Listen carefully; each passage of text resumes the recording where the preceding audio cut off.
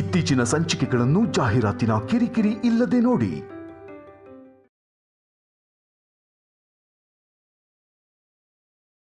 ನಿಮ್ಮ ಅಕ್ಕನ್ಗೆ ನಾವು ಕೈ ಚಾಚಿ ಕೇಳಿದ್ರೆ ಯಾರ್ ನೀವು ಅನ್ನೋ ಹಾಗೆ ಕೇಳಿದ್ಲು. ಆವಾಗ ಏನೋ ಹಾಗಾಗೋಯ್ತು ರಾಜಮ್ಮ. ನಡೆದೋಗಿದ್ದನ್ನ ಯಾಕೆ ಮತ್ತೆ ಮತ್ತೆ ಕೆಣಕ್ಬೇಕು? ಈಗ ನಮ್ಮ ಮಗಳನ್ನ ಕೊಡ್ತಾ ಇದೀವಿ, ನಡೆದಿದ್ದೆಲ್ಲ ಮರ್ತು ಹೋಗು.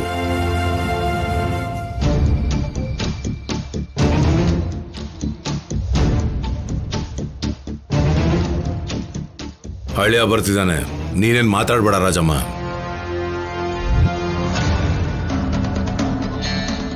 ಏನ್ ತಮ್ಮಯ್ಯ, 3 ಜನ ಸೇರಿ ಏನೋ ಚರ್ಚೆ ಮಾಡ್ತಾ ಇದ್ದೀರಾ?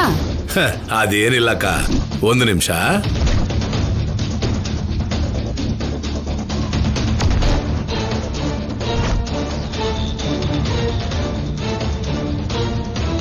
ಹಳ್ಳಿ ಅಂದ್ರೆ ಲಕ್ಷ್ಮಿ ನಿಮ್ ಜೊತೆ ಶಾಪಿಂಗ್ ಹೋಗ್ಬೇಕು ಅಂತಿದ್ದಾಳೆ. ಇಬ್ರು ಸೇರಿ ಬಟ್ಟೆ ತಗೊಳ್ಳಿ. ಇಷ್ಟೊಂದು ದುಡ್ಡ? ತಗೊಳ್ಳಿ ಹಳ್ಳಿ ಅಂದ್ರೆ.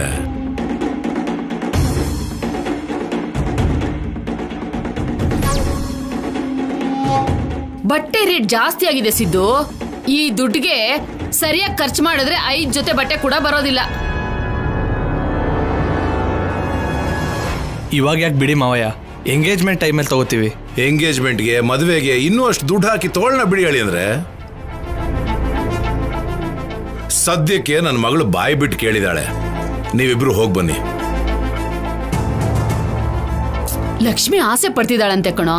ಅವಳ ಸಂತೋಷ ನಿನ್ ಸಂತೋಷ ಅಂತ ಹೇಳ್ತೀಯಲ್ಲ, ಹೋಗೋ. ಸರಿ ಅಮ್ಮ.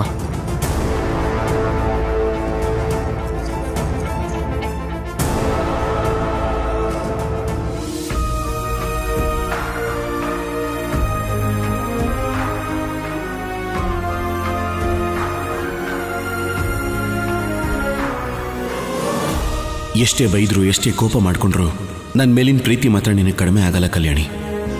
ಆದರೆ ಸಂಪದ ವಿಷಯದಲ್ಲಿ ನೀನು ಈ ಮನೆಯವರೆಲ್ಲ ಸ್ವಲ್ಪ ಕರುಣೆ ತೋರಿಸಿದ್ರೆ ಚೆನ್ನಾಗಿರುತ್ತೆ.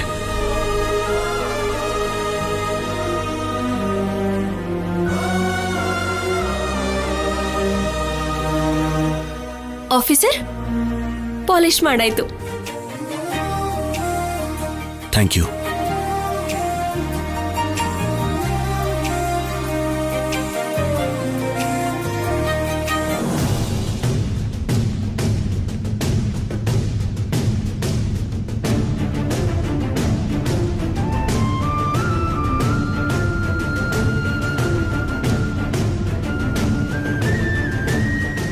ಏನ್ ಹುಡುಕ್ತಾ ಇದ್ದೀರಾ ಆಫೀಸರ್?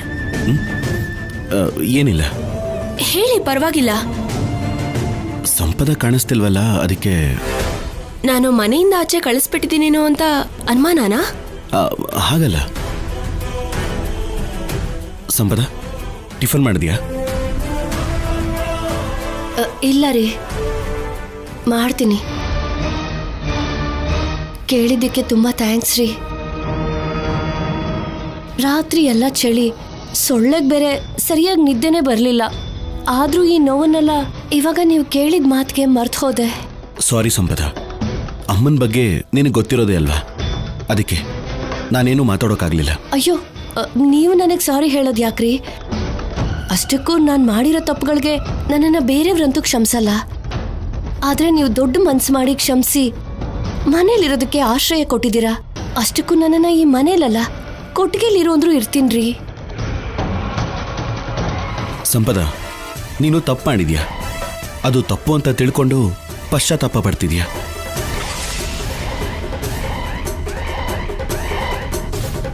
ಪಶ್ಚಾತ್ತಾಪಕ್ಕೆ ಮೀರಿದ ಪ್ರಾಯಶ್ಚಿತ ಏನಿರುತ್ತೆ ಹೇಳು? ನಿನಗೆ ಈ ಮನೇಲಿರೋ ಅರ್ಹತೆ ಇದೆ ಸಂಪದ.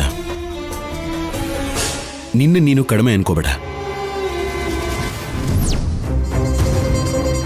ಒಂದು ರೀತಿಯಲ್ಲಿ ಹೇಳಬೇಕು ಅಂದರೆ ನಿನಗೂ ಕಲ್ಯಾಣಿ ಅಷ್ಟೇ ಸಮಾನವಾದ ಹಕ್ಕಿದೆ.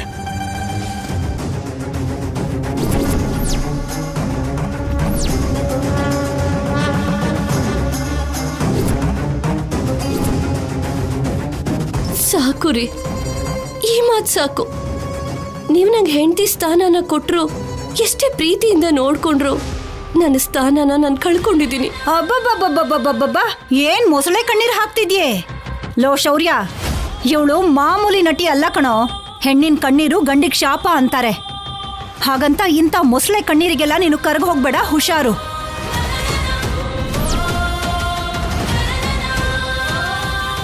ಮನೆ ಕಾಲಿಡೋದು ದೊಡ್ಡ ವಿಷಯ ಅಲ್ಲ ಕಣೋ. ಸೊಸೆ ಅಂದ್ರೆ ಮನೆ ಗೌರವನ ಕಾಪಾಡ್ಕೊಂಡು ಹೋಗೋ ತರ ಇರ್ಬೇಕು, ಮನೆಗೆ ಬೆಳಕನ್ ಕೊಡೋ ತರ ಇರ್ಬೇಕು. ಮನೆಗೋಸ್ಕರ, ಮನೇಲಿರೋ ಮನುಷ್ಯರಿಗೋಸ್ಕರ ಎಂತ ತ್ಯಾಗಕ್ಕಾದ್ರೂ ಸಿದ್ಧವಾಗಿರ್ಬೇಕು. ಆದ್ರೆ ಈ ಸಂಪದಗೆ ಇದರಲ್ಲಿ ಒಂದು ಗುಣ ಕೂಡ ಇಲ್ಲ.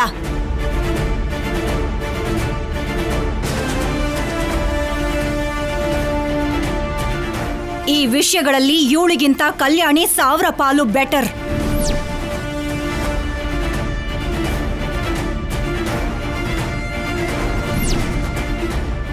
ಕಾಲಿಗೆ ಗಾಜಿನ ಪೀಸ್ ಚುಚ್ಕೊಂಡ್ರು ಅಖಂಡ ಜ್ಯೋತಿನ ಕೆಳಗಡೆ ಇಳಿಸ್ಲಿಲ್ಲ. ಪ್ರಾಣ ಹೋಗತ್ತೆ ಅಂತ ಗೊತ್ತಿದ್ರು ಸಂಪದ ಮಗುಗೋಸ್ಕರ ಕೆಂಡದ ಮೇಲೆ ನಡೆದ್ಲು.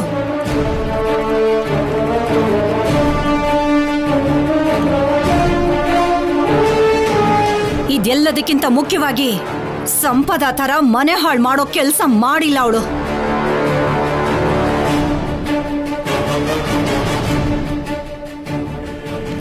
ಅಮ್ಮ ಪ್ಲೀಸ್, ನೀನು ಮತ್ತೆ ಶುರು ಮಾಡಬೇಡ. ನಾನು ಸ್ಟೇಷನ್ಗೆ ಹೋಗಿ ಬರ್ತೀನಿ. ಸಂಪದ, ಹುಷಾರು. ನಿಂತ್ಕೋ ಶೌರ್ಯ. ಮೊದಲೇ ದಿನಗಳು ಚೆನ್ನಾಗಿಲ್ಲ. ಮನೇಲಿ ಶಕುನಗಳು ಕೂಡ ಸರಿಯಾಗಿಲ್ಲ. ಪ್ರತಿದಿನ ಹೊರಗಡೆ ಹೋಗೋಕ್ಕೂ ಮುಂಚೆ ನಿನ್ನ ಹೆಂಡತಿ ಮುಖ ನೋಡ್ಕೊಂಡೆ ಹೋಗು. ನಿಜಾನೇ ಶೌರ್ಯ, ಹಾಗೆ ಮಾಡಿದ್ರೇನೆ ಒಳ್ಳೇದು. ಆದ್ರೆ ನನಗೊಂದು ಡೌಟ್ ಅತ್ಗೆ. ಹೆಂಡತಿ ಅಂದ್ರೆ ನಿನ್ ಪ್ರಕಾರ ಮೊದಲನೇ ಹೆಂಡತಿ ಸಂಪದಾನ, ಇಲ್ಲ ಅಂದ್ರೆ ಎರಡನೇ ಹೆಂಡತಿ ಕಲ್ಯಾಣಿನಾ?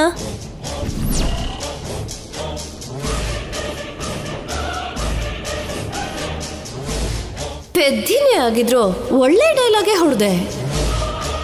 ಲಾಜಿಕ್ ಪ್ರಕಾರ ಅಂತೂ ಸಂಪದಾನೇ ಮೊದಲನೇ ಹೆಂಡತಿ, ಅವಳೇ ಎದುರು ಬರ್ಬೇಕು ಅಲ್ವಾ?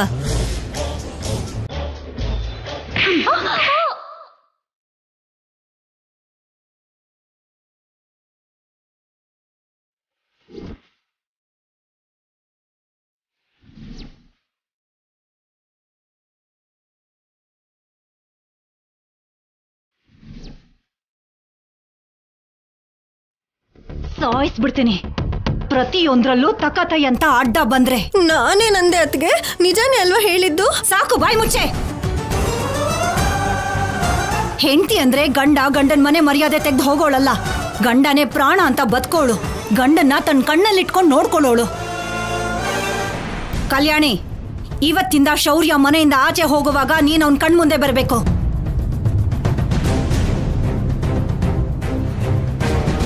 ಅತ್ತೆ, ನೀವು ನನ್ನ ಮೇಲಿರೋ ಕೋಪದಿಂದ ನೀವು ನನ್ನ ಪದೇ ಪದೇ ಅಪಾರ್ಥ ಮಾಡ್ಕೋತಿದ್ದೀರಾ. ನಾನಿಲ್ಲಿಗೆ ಶೌರ್ಯ ಪಕ್ಕದಲ್ಲಿ ಹೆಂಡತಿ ಸ್ಥಾನಕ್ಕೋಸ್ಕರ ಬಂದಿಲ್ಲ. ನನ್ನ ಈ ಮನೆ ಸೊಸೆಯಾಗಿ ಅಲ್ದೇ ಇದ್ರು ಒಬ್ಬ ಮನುಷ್ಯಳ ಹಾಗಾದ್ರೂ ನೋಡಿ ಅತ್ತೆ. ಹಾಗೆ ನೋಡ್ತಾ ಇರೋದಕ್ಕೇನೆ ನಿನಗೆ ತಿನ್ನೋದಿಕ್ಕೆ ಒಂದು ತುತ್ತು ಅನ್ನನಾದ್ರೂ ಹಾಕ್ತಿರೋದು. ನನ್ನ ಜಾಸ್ತಿ ಕೆಣಕ್ ಬೇಡ. ಕಲ್ಯಾಣಿ, ನೀನ್ ಹೋಗಿ ಎದ್ರಗ್ ಬಾ. ಸರಿ ಅತ್ತೆ.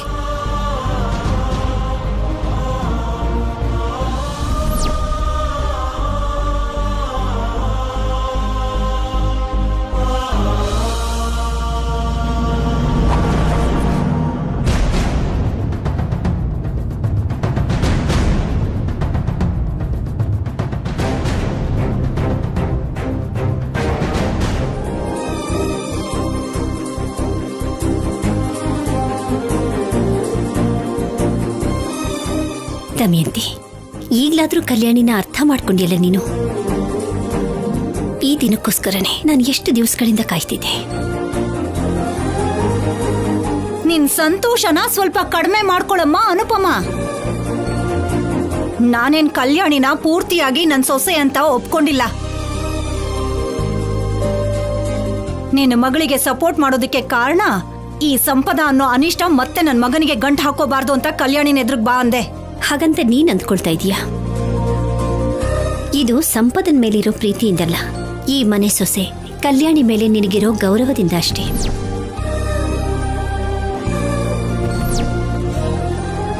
ನಾನು ಹೀಗೆ ಹೇಳ್ತಿದ್ದೀನಿ ಅಂತ ತಪ್ಪಾಗಿ ಅನ್ಕೋಬೇಡಿ ಅಮ್ಮ. ನನ್ನ ಸಪೋರ್ಟ್ ಕಲ್ಯಾಣಿಗೆ. ಆದ್ರೆ ಹೀಗೆ ಎಷ್ಟು ದಿನ? ಶೌರ್ಯ ಬೇರೆಯವ್ರ ಬಲವಂತದಿಂದ ಕಲ್ಯಾಣಿ ಜೊತೆ ಹೇಗೆ ಕ್ಲೋಸ್ ಆಗಿರ್ತಾನೆ ಹೇಳಿ? ಶೌರ್ಯಗಂತೂ ಕಲ್ಯಾಣಿ ಮೇಲ್ ಪ್ರೀತಿ ಹುಟ್ಬೇಕಲ್ವಾ? ಕಲ್ಯಾಣಿ ಇಲ್ಲ ಅಂದ್ರೆ ಸತ್ತೋಗ್ತೀನಿ ಅನ್ನೋಷ್ಟು ಬದ್ಲಾಗ್ಬೇಕು ಅಲ್ವಾ?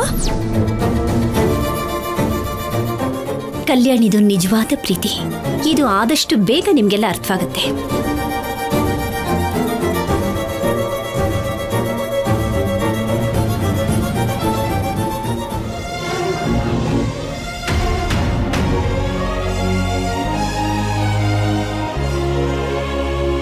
ಪ್ರತಿದಿನ ಹೊರಗಡೆ ಹೋಗೋಕ್ಕೂ ಮುಂಚೆ ನಿನ್ ಹೆಂಡತಿ ಮುಖ ನೋಡ್ಕೊಂಡೆ ಹೋಗು. ಹೆಂಡತಿ ಅಂದ್ರೆ ನಿನ್ ಪ್ರಕಾರ ಮೊದಲನೇ ಹೆಂಡತಿ ಸಂಪದಾನ ಇಲ್ಲ ಅಂದ್ರೆ ಎರಡನೇ ಹೆಂಡತಿ ಕಲ್ಯಾಣಿನ?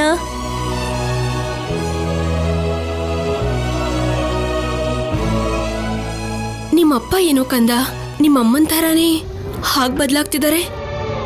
ಸ್ವಲ್ಪ ದಿನ ಆದ್ಮೇಲೆ ನಿಧಾನವಾಗಿ ಅವಳನ್ನ ಕಳಿಸ್ಬಿಡ್ತಾರೆ ಅನ್ಕೊಂಡೆ. ಆದ್ರೆ ನಿಮ್ಮಮ್ಮ ಇಲ್ಲೇ ಇರೋದಕ್ಕೋಸ್ಕರ ಬಂದಿದ್ದೀನಿ ಅಂತ ಹೇಳಿದ ತಕ್ಷಣ ನನಗೇನೂ ಅರ್ಥ ಆಗ್ಲಿಲ್ಲ.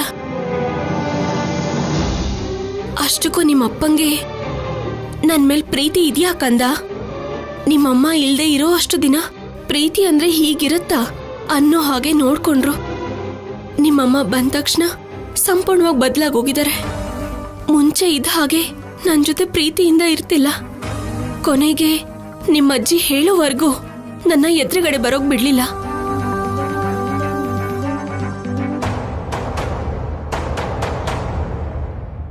ಅಷ್ಟಕ್ಕೂ ಯಾಕೆ ಈ ತರ ಮಾಡ್ತಿದ್ದಾರೆ? ಮತ್ತೆ ನಿಮ್ಮಮ್ಮನ ಮೇಲೆ ನಿಮ್ ತಂದೆ ಮನ್ಸಲ್ಲಿ ಪ್ರೀತಿ ಹುಟ್ಟಿದ್ಯಾ? ನನ್ನ ನಿಧಾನವಾಗಿ ಮರೆತು ಹೋಗ್ತಿದ್ದಾರಾ?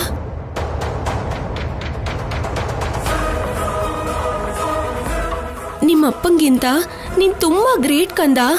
ಆಗ್ಲೂ ಈಗ್ಲೂ ಯಾವಾಗ್ಲೂ ನೀನು ನನ್ ಪಾಟಿನೇ. ನೀನ್ ಮಾತ್ರ ನಿಮ್ಮಮ್ಮನ ಹತ್ರ ಹೋಗ್ಲಿಲ್ಲ. ನಿಮ್ಮಮ್ಮ ಕರೆಕ್ಟ್ ಅಲ್ಲ ಅಂತ ನಿನ್ಗೆ ಅರ್ಥ ಆಗಿದೆ ಅನ್ಸುತ್ತೆ. ಈ ವಿಷಯ ನಿಮ್ಮಪ್ಪಂಗೆ ಯಾವಾಗ ಅರ್ಥ ಆಗತ್ತೆ ಕಂದ? ನಾನು ಆ ದಿನಕ್ಕೋಸ್ಕರ ಕಾಯ್ತಾ ಇದ್ದೀನಿ. ಕಂದ ನಿಲ್ಲು. ಏನ್ ಕಂದ? ಹೆತ್ರೆ ಮಾತ್ರ ನಿನ್ ಮಗು ಆಗಲ್ಲ. ಇವನು ನನ್ ಮಗ, ನನ್ ಕಂದ. ಇನ್ನೊಂದ್ಸಲ ನೀನ್ ಕಂದ ಅಂದ್ರೆ ನಾನ್ ಸುಮ್ನೆ ಇರೋದಿಲ್ಲ. ಯಾವತ್ತಾದ್ರೂ ಇವನ್ನ ಎತ್ಕೊಂಡು ಆಡ್ಸಿದ್ಯಾ? ಅಷ್ಟಕ್ಕೂ ಇವನ್ ಮುಖ ಸರಿಯಾಗಿ ನೋಡಿದ್ಯಾ? ಇದ್ದಕ್ಕಿದ್ದ ಹಾಗೆ ಪ್ರೀತಿಸೋ ಹಾಗೆ ನಾಟಕ ಆಡ್ಬೇಡ. ನಿನ್ ನಾಟಕ ಏನಿದ್ರು ಆಫೀಸರ್ ಮುಂದೆ ಇಟ್ಕೋ. ಒಳ್ಳೆಯವರಲ್ವಾ, ನಂಬಿಡ್ತಾರೆ. ನಿನ್ನ ದುರ್ಬುದ್ಧಿ ನನಗ್ ತಾನೇ ಗೊತ್ತಿರೋದು. ಸಾಕು, ನಿಲ್ಲಿಸ್ತ್ಯಾ? ಏನು ಮದರ್ ತೆರೇಸಾ ಹಾಗೆ ಬಿಲ್ಡಪ್ ಕೊಡ್ತಿದ್ಯಲ್ಲ? ಚಿಕ್ಕ ಮಗುಗೆ 4 ದಿನ ಹಾಲು ಕುಡಿಸಿ 4 ಸಲ ಆಡ್ಸಿ ಹತ್ರ ಅದೆ. ನನ್ನ ಮಗುನ ಅಡ್ಡ ಇಟ್ಕೊಂಡು ನನ್ ಗಂಡನ್ಗೆ ಹತ್ರ ಅದೆ. ಆದ್ರೆ ಶೌರ್ಯ ಚಿಕ್ಕ ಮಗು ಅಲ್ವಲ್ಲ, ನಿನ್ನ ಮಾಯಲ್ಲಿ ಬೀಳ್ದೇನೆ ಹುಷಾರಾದ. 2-3 ತಿಂಗಳಲ್ಲಿ ಶೌರ್ಯಂಗೆ ನಿನ್ ಮೇಲೆ ಪ್ರೀತಿ ಹುಟ್ಟು ಶೌರ್ಯಂಗೆ ನೀನು ಹತ್ರ ಆಗೋದೆ. ನಿನಗ್ ತುಂಬಾ ಹತ್ರ ಆಗೋಗಿದ್ದಾನೆ ಅಂತ ನೀನ್ ಅನ್ಕೋತಿದ್ಯಾ?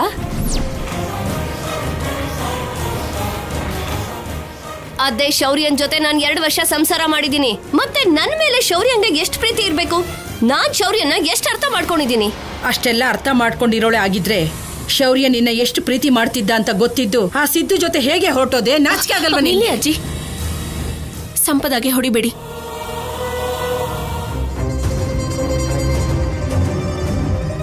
ಯಾಕೆ ಕಲ್ಯಾಣಿ ತಡೆದ್ಬಿಟ್ಟೆ? ಹೊಡಿಲಿ ಬಿಡು.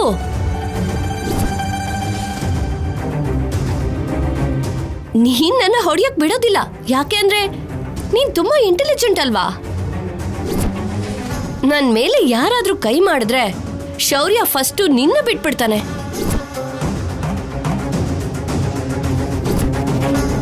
ಇವಾಗ ಅರ್ಥ ಆಯ್ತಲ್ಲ ಅಜ್ಜಿ? ಸಂಪದ ನಮ್ಮನ್ನ ಬೇಕು ಅಂತಾನೆ ಕೆಣಕ್ತಾ ಇದ್ದಾಳೆ.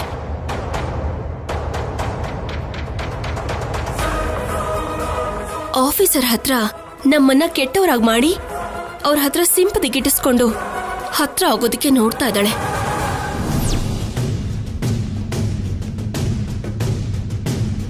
ಈ ತರ ಮಾಡಿನೇ ನಮ್ಮನ್ನೆಲ್ಲ ಆಫೀಸರ್ ಮತ್ತೆ ದ್ವೇಷಿಸೋ ಹಾಗೆ ಮಾಡೋಕ್ ನೋಡ್ತಾ ಇದ್ದಾಳೆ. ಎಷ್ಟು ದಿನ ಈ ತರ ಮಾಡ್ತಾಳೋ ನಾವು ನೋಡೋಣ. 100 ತಪ್ಪು ಮಾಡಿ ಶಿಶುಪಾಲಂಗು ಅವನ್ ಪಾಪದ ಕೊಡ ತುಂಬ್ಲಿ ಅಂತ ಕೃಷ್ಣ ಕಾದ್ನಂತೆ. ಸಂಪದನ್ ಪಾಪದ ಕೊಡ ತುಂಬಿದ ತಕ್ಷಣ ಆಫೀಸರೇ ಕುತ್ಕೆ ಕೈ ಹಾಕಿ ಹೊರಗಡೆ ದಬ್ತಾರೆ. ಅಲ್ಲಿವರೆಗೂ ವೆಯ್ಟ್ ಮಾಡೋಣ. ನೀವು ತುಂಬಾ ಎಕ್ಸ್ಪೆಕ್ಟ್ ಮಾಡ್ತಿದ್ದೀರಾ. ಸೀನ್ ಪೂರ್ತಿ ರಿವರ್ಸ್ ಅಲ್ಲಿ ಇರುತ್ತೆ. ನಾನ್ ನಿನ್ ಸ್ಥಾನಕ್ಕೆ ಬರೋದಕ್ಕೆ ಜಾಸ್ತಿ ಟೈಮ್ ತಗೊಳಲ್ಲ ಬಿಡು, ಬೇಗನೆ ಫಿನಿಶ್ ಮಾಡ್ತೀನಿ.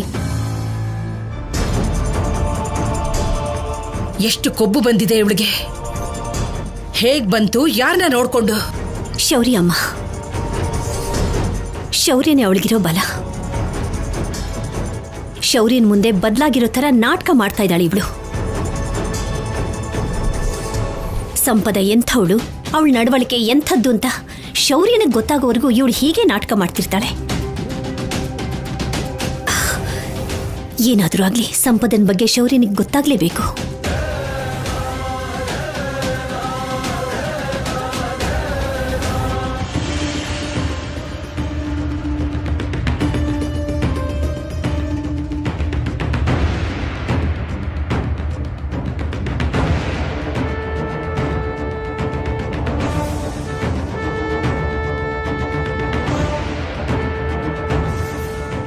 Good morning madam.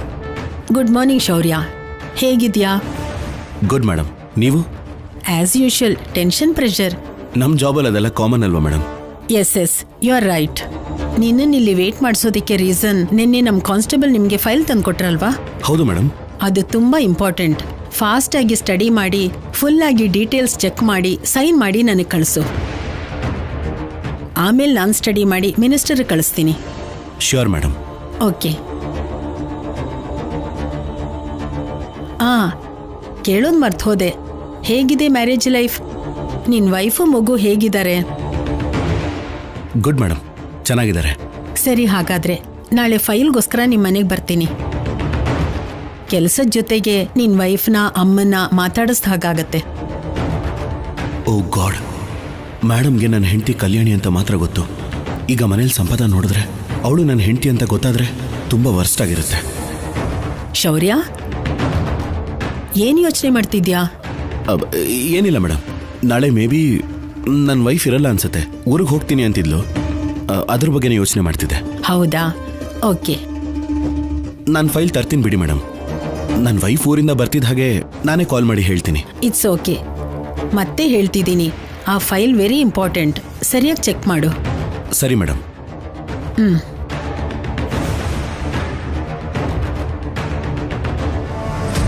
ಬೇಗ ವರ್ಕ್ ಫಿನಿಶ್ ಮಾಡಿ ಮೇಡಮ್ಗೆ ಫೈಲ್ ಕೊಟ್ಬಿಡ್ತೀನಿ.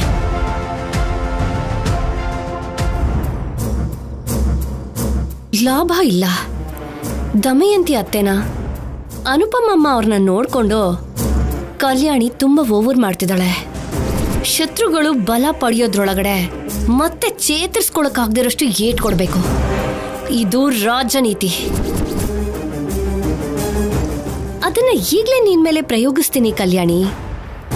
ನಿನ್ನ ಹೇಗಾದ್ರೂ ಶೌರ್ಯ ಅಸಹ್ಯ ಪಟ್ಕೊಳ್ಳೋ ಹಾಗೆ ಮಾಡ್ಬೇಕು.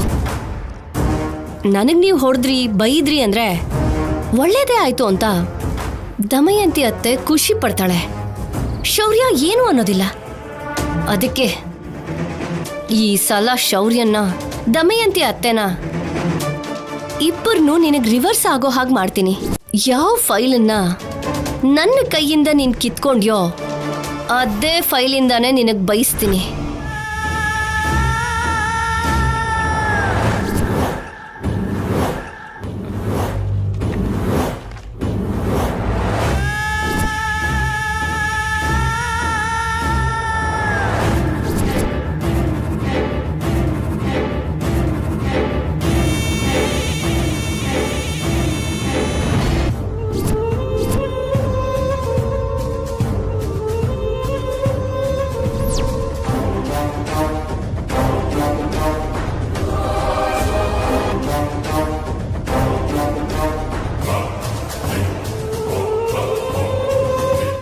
ಏನಂದೆ ಅನುಪಮಮ್ಮ?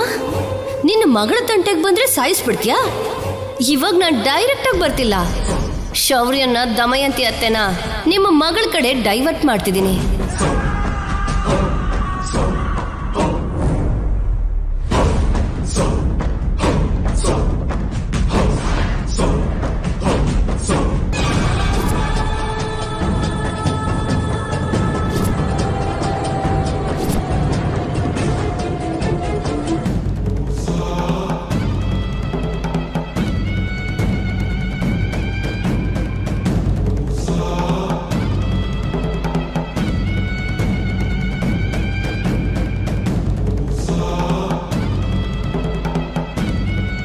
ನೀನೇನ್ ಟೆನ್ಷನ್ ಮಾಡ್ಕೊಳ್ಳೋ ಅಗತ್ಯ ಇಲ್ಲಮ್ಮ.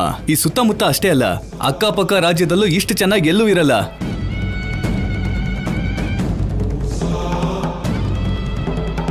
ಇವಾಗ ಈ ಪೇಪರ್ಸ್ನ ಇಲ್ಲಿ ಹತ್ರದಲ್ಲೇ ಎಲ್ಲಾದ್ರೂ ಸುಟ್ರೆ ಅನುಮಾನ ಬರುತ್ತೆ. ಯಾವ ಅನುಮಾನನೂ ಬರ್ದೇ ಇರೋ ಹಾಗೆ ಕೆಲಸ ಪೂರ್ತಿ ಆಗ್ಬೇಕು. ಹೇಗೆ?